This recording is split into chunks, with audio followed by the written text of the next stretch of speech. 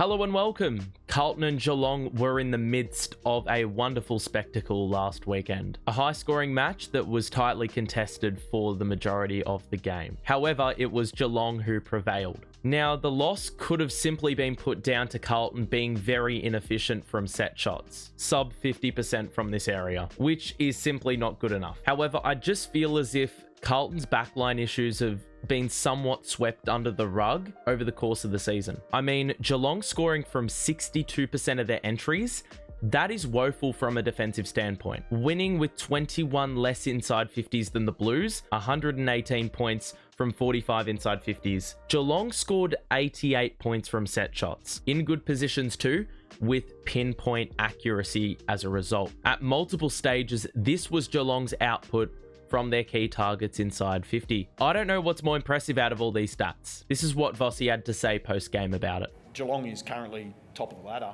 but we'd like to think we benchmark ourselves off our own standards, and we fell below those tonight on defending. And so the game, was always sort of just balanced slightly in their favour as much as we fought back, and it was just too easy for them to score down the other end. Sure, there's other semantics in the game we'd like to go over, but in essence, that's pretty much how the game is made up. I hope our supporters, walk away knowing that we boxed on and, we went toe-to-toe with a very good team, but also feel like we can do better and we can be better and we should expect better.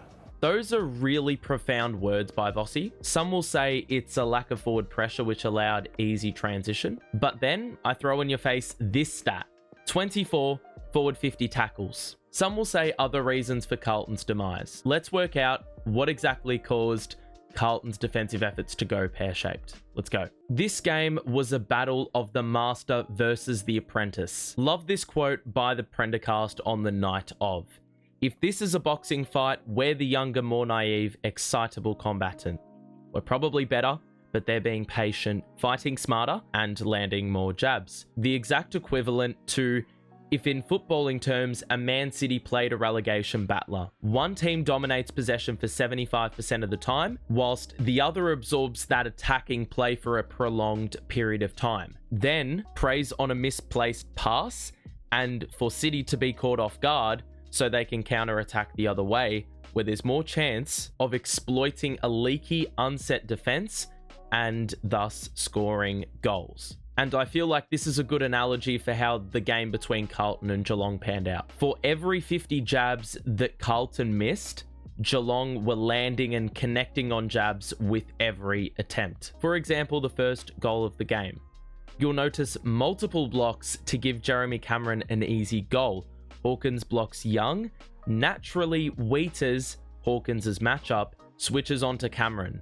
But then you have a second block by Stengel, meaning it complicates what would be so instinctual for defenders. And Henry's arms are also widespread, so Kemp can't really do anything about it either. It's just so smart by Geelong. And then there were goals where they were absolutely just taking the piss. They got a 50-metre penalty in there as well. Their set shot goal kicking was superb. They could not miss really from anywhere. Meanwhile, up the other end, whilst Carlton were scoring, the rate of success came more sparingly. Now, to go back to the quote by the Prendercast, the youth element definitely had a part to play. A lot of rookie errors, and I mean a lot. Ollie Hollands got cooked by Ollie Dempsey at times. I mean, Dempsey does superbly to use the stoppage as a shield to separate himself from Hollands here. Now, this one is very similar. The exit kick isn't the problem because it's an elite kick. However, it is a sin to allow Dempsey to run inside while you run on the outside for zero added benefit. That not only allows the transition to occur quicker,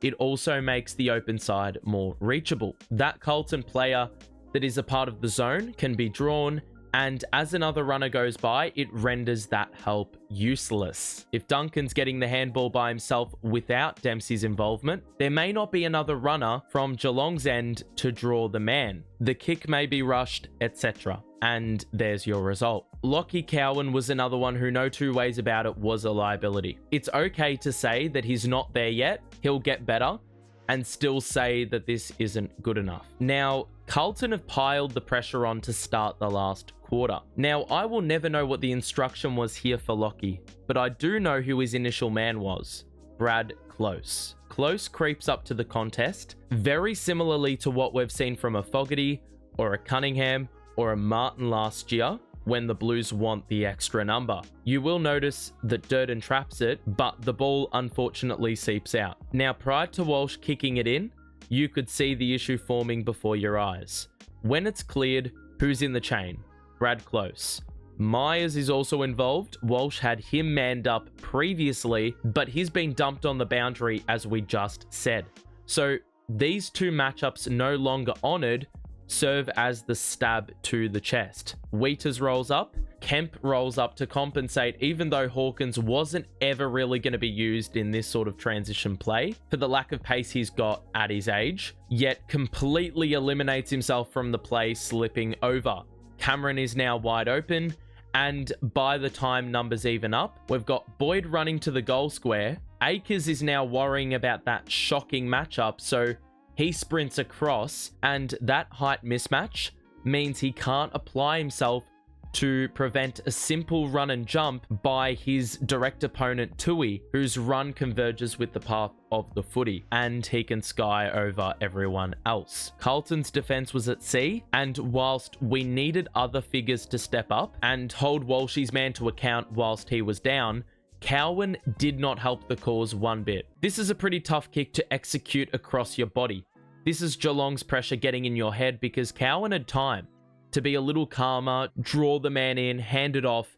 Then you may have more accessibility utilizing the outnumber, which is on the weak side. Did reach the player, but we want this on the full. So you have clean possession, you can exploit the outnumber more easily. So now Geelong with it, back the other way, this actually was a major issue by the Blues, and we've mentioned this in the Crows analysis too a few weeks back. The Carlton zone imbalance is all wrong. I mean, numbers are nowhere to be seen in this whole area. And look, it seemed like in this game, Geelong's success from forward stoppage more so came from throw-ins than ball-ups. Notice how it's vacant. Interestingly, on this side of the stoppage, it's genius because you can sprint and beat your man to the center, which means Carlton players on the far side have to migrate to a more central position to close down. Meaning, as a Cats player, you can hold width wider on the weak side. Here, Stengel breaks free as Geelong switch. Carlton's players on the strong side are trailing, whilst the numbers on the other side of the stoppage converge. Geelong through handball exploit this and get wider, and whilst Ollie Henry may have gotten away with a push here, to be honest, it's just footballing genius the way they set up. All you can do is applaud. Their handball game was very similar with Tui's goal that also resulted from rookie error. However, this example wasn't even from a rookie. Geelong scored 9 goals from turnover, with 6 of their turnover scores being forward half intercepts. They'd scored 3 goals from 7 forward half intercepts at one stage, so ridiculous efficiency. And this will go down as a stoppage goal, but it never happens without the turnover, embodying that efficiency. First, you have the grubber Wietering kick, then you have the miscommunication. I mean, Stengel's pulled up his run, knowing there's 2 bigger-bodied players who have had the kick sent down their throat. They just needed to chill out, which I don't think existed for Carlton psychologically with their defensive instability on the night as doubt crept in. Now, this all counts as one inside 50 entry to feed into their high conversion rate on the night. After a ball up, now there's a boundary throw-in. The positioning on this by Geelong players is incredibly narrow, and Pitto isn't on to belt it wide, which would suit the Blues. Stengel runs on the outside and uses a couple of matchups to separate. Danger barges through, Tui holds position, Hollins commits, and look, the handball was a very tough one to execute, but Tui's space to run into isn't all that different to how the stoppage began. Here's one more non-rookie error that makes you cringe. Now, Zach Williams has decided for zero reason to leave Stengel open over the back, deciding to be the extra number. Though I don't really know what possessed him to think the percentage of him having an impact in this contest to be high. Geelong were strong rovers in this game. What do you know? Stengel's the connector in this quick transition. Williams' man. Wheaters had to push up.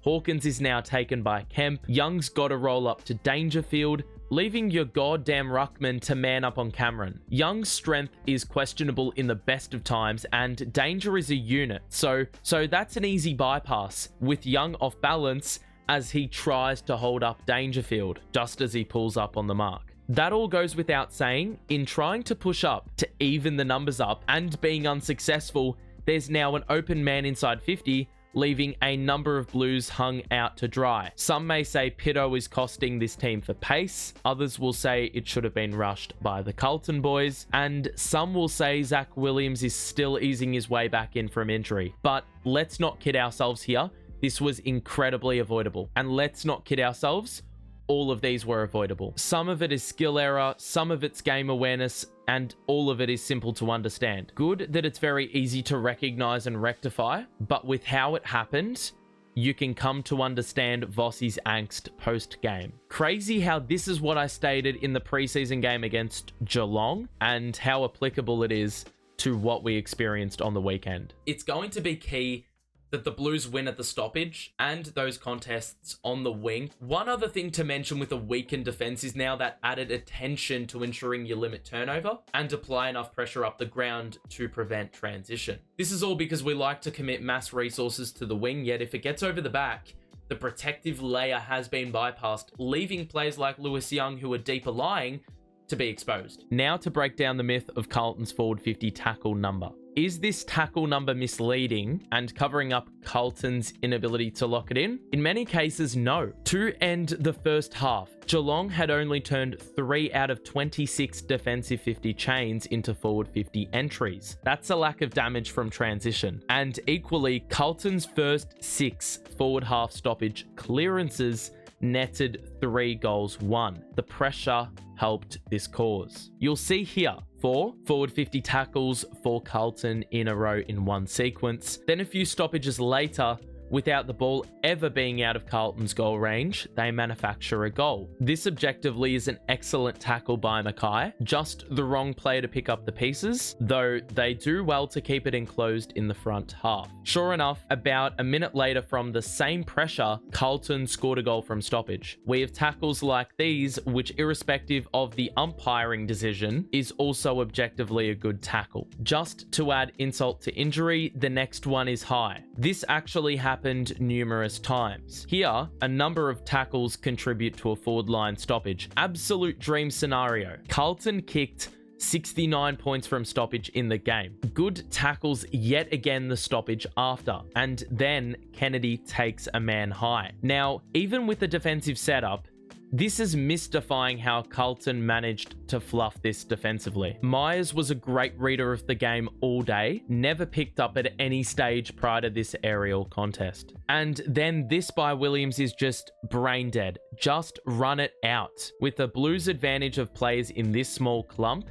if that ball goes over their head, you're screwed for all these Geelong numbers getting ahead. Our advantage here, Geelong's advantage gambled here. Because it's just been handed over to Geelong, the ball goes over the clump of players right to Geelong's advantage.